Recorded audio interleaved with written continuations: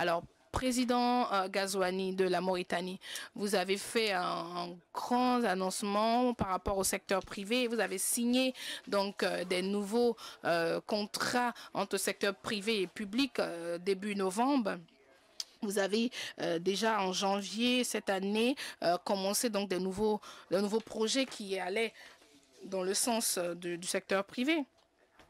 Et nous voudrons donc comprendre quel est le levier en fait de ce projet-là entre le business des aspects énergétiques en Mauritanie. Oui, merci beaucoup.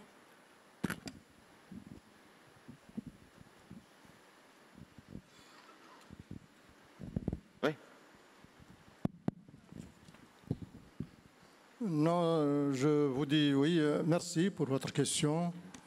Oui, c'est vrai qu'en Mauritanie, nous nous inscrivons dans une vision qui accorde une importance capitale au secteur privé dans la création d'emplois, la création de valeur ajoutée et veut faire du secteur privé la locomotive du développement économique. En effet, vous savez que la pression accrue sur les États dans l'accomplissement de leur mission régalienne mobilise l'essentiel des ressources publiques. Cette réalité oblige à faire du secteur privé un secteur clé, indispensable tant au financement qu'à la fourniture des biens et services en faveur du développement. Nous sommes cependant convaincus que le secteur privé ne pourra pas assurer pleinement ce rôle si l'État n'engage pas les réformes nécessaires pour bâtir un environnement d'affaires attractif qui garantisse la sécurité juridique des investissements tout en assurant la modernisation des infrastructures, la promotion des ressources humaines. C'est donc dans ce cadre que s'inscrivent les projets dont vous avez fait mention dans l'énoncé de votre question et qui confirment bien notre ferme volonté à favoriser l'émergence d'un secteur privé dynamique, vecteur de croissance, de création d'emplois et de promotion du transfert technologique.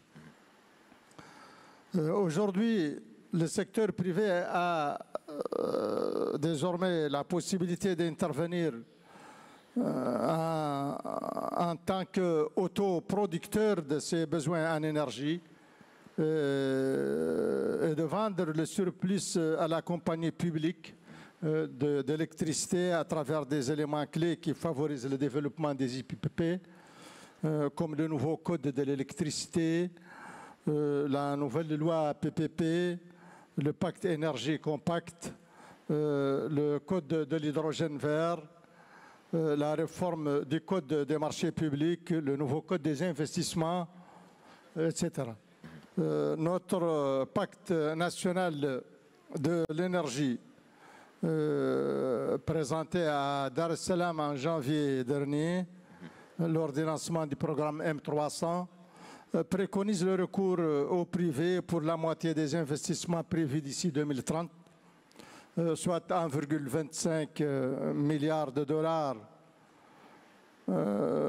sur les 2,5 milliards prévisionnels. Il s'agit d'un engagement inédit pour permettre la production de 1200 mégawatts d'électricité en PPP, IPP. Pour ce qui est du nouvel accord cadre de partenariat signé avec le fonds de l'OPEP que vous avez évoqué pour un montant de 120 millions de dollars, il préconise une assistance orientée vers l'IPP aussi.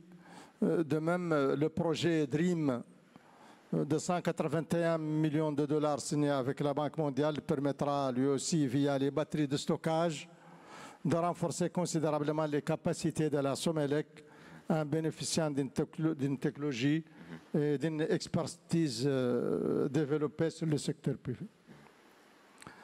Globalement, et pour conclure, notre développement économique et social ne peut se faire qu'avec et à travers un secteur privé dynamique, audacieux et pleinement engagé aux côtés de l'action publique. Je vous remercie. Merci. Merci, Monsieur le Président. And Honorable Vice President.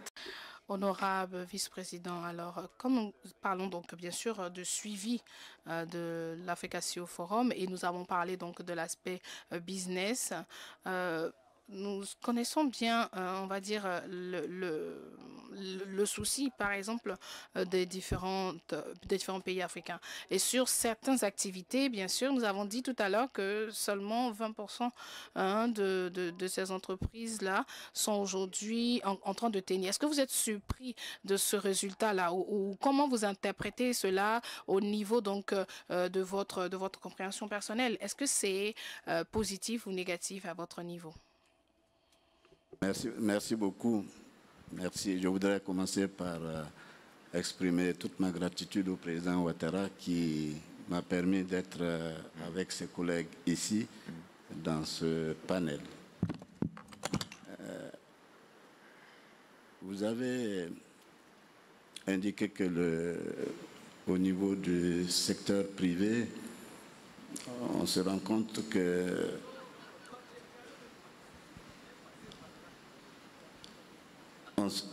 on se rend compte que les choses ne sont pas comme il aurait fallu qu'elles soient.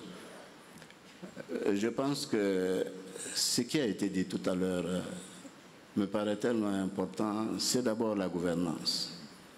Parce que la gouvernance, comme elle a dit, c'est ce qui permet de créer le cadre nécessaire à l'évolution des activités, et notamment des activités privées. Je ne reviendrai pas sur ce qui a été dit, mais ce que je souhaite, ce que nous souhaitons, dans toute la mesure du possible, c'est que l'expression se fasse, c'est-à-dire que ceux qui ont besoin que cette gouvernance soit orientée d'une certaine façon doivent le dire de façon bien précise. Parce que les besoins sont multiples, les besoins sont multiformes et ce n'est pas tous les secteurs d'activité qui ont besoin d'une prise en charge qui soit correcte et qui soit adaptée à leurs besoins. Donc, je pense que si la gouvernance est bonne et que les entreprises, ou en tout cas le secteur privé arrive à se retrouver, les performances seront obligatoirement bonnes et c'est ça qui est recherché. Donc, voilà, ce qu'il faut rechercher, c'est exactement cela. La bonne gouvernance qui va vers ce que le secteur privé a besoin d'avoir comme signe, comme valeur, comme besoin, et cela peut permettre d'aller le plus loin possible dans les résultats qui sont recherchés. Voilà ce que je peux dire globalement, étant entendu que cet exercice que nous faisons, par exemple, c'est tout simplement à un moment donné permettre au secteur privé de pouvoir fournir et échanger et atteindre les résultats qu'ils souhaitent. Et cela ne peut se faire que si, un, la volonté existe, deux, que les conditions sont réunies, et trois, que les performances permettent d'atteindre les résultats. Donc, en Côte d'Ivoire, par exemple, nous avons mis en place un plan national de développement sur 5 ans et qui a été renouvelé. Ce plan prend en charge l'ensemble des préoccupations que le secteur privé a besoin d'avoir pour pouvoir performer. Et les résultats sont bien sûr au au niveau de ce que nous recherchons, c'est-à-dire un taux de croissance d'environ 7% par an, ce qui est atteint, et des performances qui vont au-delà, parfois même, de ce qu'on attend. Donc voilà la symbiose qu'il faut rechercher. Merci beaucoup. Merci. President Ramaphosa. Monsieur le Président Ramaphosa, est-ce que vous êtes surpris aussi du 7% que nous avons, 7% qui impacte le business? Est-ce que vous êtes étonné de ça? Alors, vous êtes un grand, on va dire, un grand pourvoyeur, un grand défenseur donc de l'unité africaine. Donc, donnez-nous votre point de vue. Bien sûr, vous voyez, c'est une perception. Et comme je disais tout à l'heure, le président Ouattara, le président Kagame le font déjà, et je m'inscris à la suite d'eux. Bien sûr, nous n'avons pas vraiment besoin de pouvoir poursuivre ou de parler d'avoir beaucoup d'argent. Hein. Il faut avoir une idée précise. Je vois ici que dans cette salle, il y a beaucoup de personnes qui ont beaucoup d'argent ou qui contrôlent beaucoup d'argent, bien sûr. Mais je vois, ah ouais, ça c'est le monde aujourd'hui qui contrôle donc le continent. Ce sont ces hommes-là aujourd'hui, ces hommes et ces femmes dans sa salle qui contrôlent l'argent, on va dire, les investissements du pays. Mais il faut capter bien sûr l'intérêt. Le continent africain a besoin de comprendre ses besoins et de trouver déjà, changer sa mentalité. Le continent africain a besoin de trouver le mécanisme exact qu'il faut adapter pour les leaders de ce continent et doit continuer à faire une espèce de mise à jour. Et ces leaders politiques-là doivent continuer à faire des mises à jour par rapport à la mentalité, à revoir aussi la mentalité donc, de l'Afrique. Le président Kagame, le président Alassane le font déjà et ils sont en train de le faire. Mais il faut continuer, bien sûr, à aller de l'avant. Il faut continuer à parler donc de politique. Il faut continuer à parler donc d'union, de l'Union africaine. Il faut continuer à mettre en place un plan réel donc, qui nous permettra de pouvoir avancer ensemble comme un bloc, de pouvoir continuer ensemble et de pouvoir aussi augmenter et incrémenter notre économie en tant que bloc unique, par exemple. C'est ce que le continent africain doit faire. C'est ce que le continent africain doit mettre en place pour pouvoir continuer son développement, bien sûr. Et ce qui est très important, c'est que le secteur privé aujourd'hui embrasse donc et participe aussi à ce projet-là. Parce que ce qui se passe aujourd'hui, c'est qu'il est déjà en train de faire le secteur privé donne la possibilité à l'Afrique de s'intégrer dans ce processus-là, avoir donc l'opportunité de comprendre et de participer à ce PIB-là qui est toujours toujours plus croissant parce que nous parlons aujourd'hui de croissance économique et avoir donc cet engagement-là qui permettra au secteur privé de travailler avec le secteur public. Et ensuite, il faudra mettre en place des projets d'infrastructure qui aideront donc le secteur privé à continuer à aider le secteur public. Et ces projets donc d'infrastructure doivent être construits, doivent être mis en place, doivent être pensés, doivent être rédigés clairement, réellement, grâce à un réseau très clair, avec aussi l'idée et l'accompagnement du secteur public. Le secteur public doit arriver comme le partenaire de confiance du secteur privé. Et le secteur privé doit aussi comprendre que le secteur public est la clé qui régit bien sûr l'avancement et le développement donc du continent africain. Et comme je dis, je vois l'intégration du continent j'ai vu l'intégration du continent et on va dire l'aide du continent en tant que continent unique pendant la Covid. Ça a été très très intéressant de voir l'aide de chaque pays qui se sont organisés pour apporter donc de l'aide à d'autres pays qui étaient plus en difficulté par rapport au Covid. Et nous avons vu on va dire cette fraternité là. Et quand nous avons pu avoir donc l'arrivée du vaccin, le président Kagame, le président Macky Sall, même moi-même et d'autres présidents, d'autres chefs d'État, on a voulu se mettre ensemble pour créer nous-mêmes notre propre vaccin. Nous avons commencé à mettre en place le processus donc d'intégration pour pouvoir comprendre et nous aider nous-mêmes pour que l'Afrique ait son son vaccin à elle-même. C'est de ça quand je parle d'intégration, quand je parle donc d'inclusion. Voilà, vous voyez, ce que je suis en train de dire, c'est que nous avons besoin donc d'aider le secteur privé pour pouvoir nous suivre dans le secteur public. Nous avons besoin de mettre ensemble le secteur privé et le secteur public parce qu'il doit avoir une participation active, une synergie active dans ce processus-là pour que ce que nous sommes en train de faire devienne donc un projet d'infrastructure, un projet donc de continuité qui permettra donc de pouvoir tirer vers le haut notre domaine économique, notre PIB et pourquoi pas continuer donc à travailler et permettre donc au secteur privé, au secteur public de créer cette synergie-là qui va donc leur permettre de travailler ensemble. Et tout ça doit être fait ensemble, tout ça doit être fait pour que ce 7,7% bien sûr devienne encore plus impactant, plus grand. Nous devons donc activer ce côté-là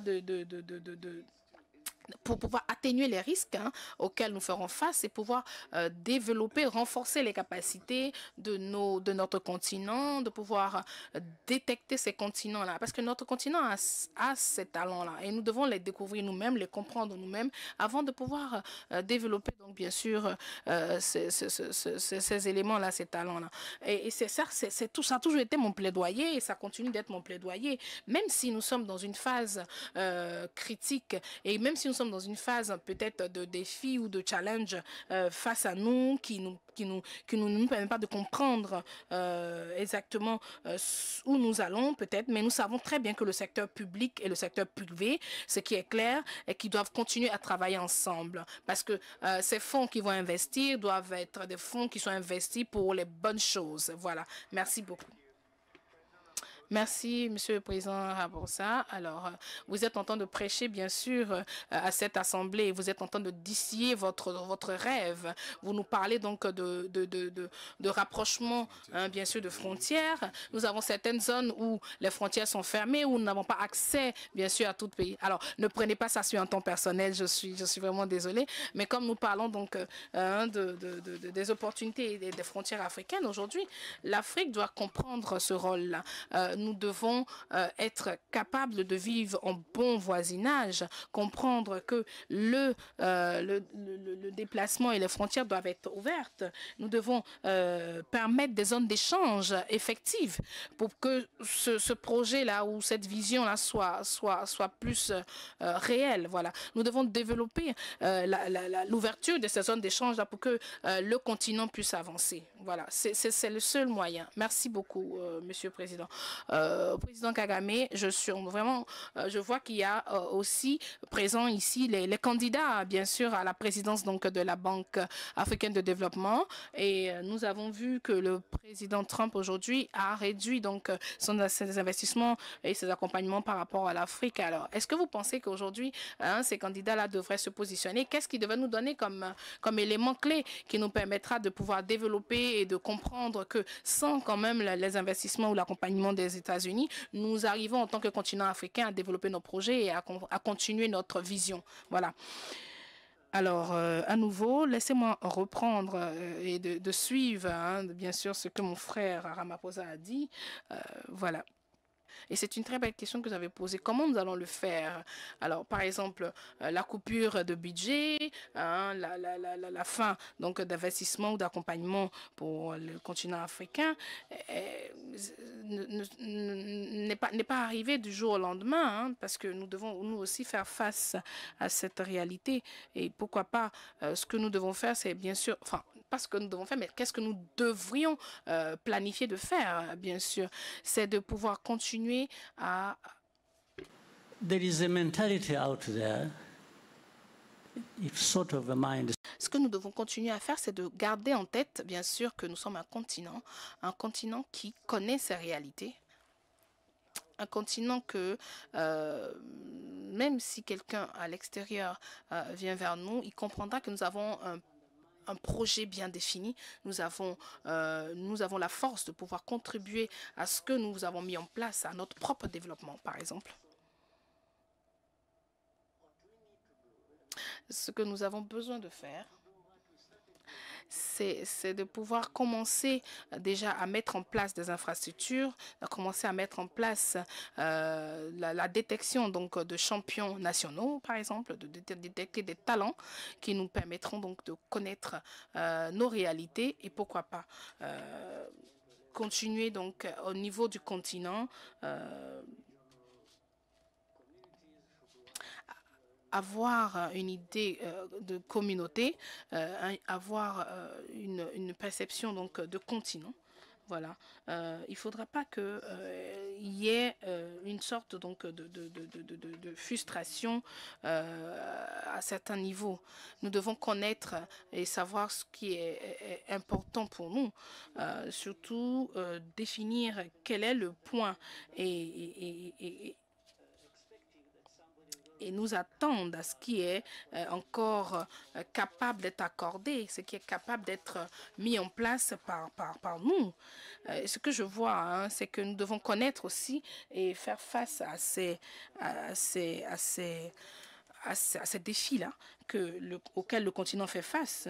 Il faut que tout cela soit fait dans les bonnes manières. Et nous devons nous accorder pour que ce que nous allons recevoir, bien sûr, ou avoir de ce deal-là soit ce que nous nous attendons en tant qu'Africains.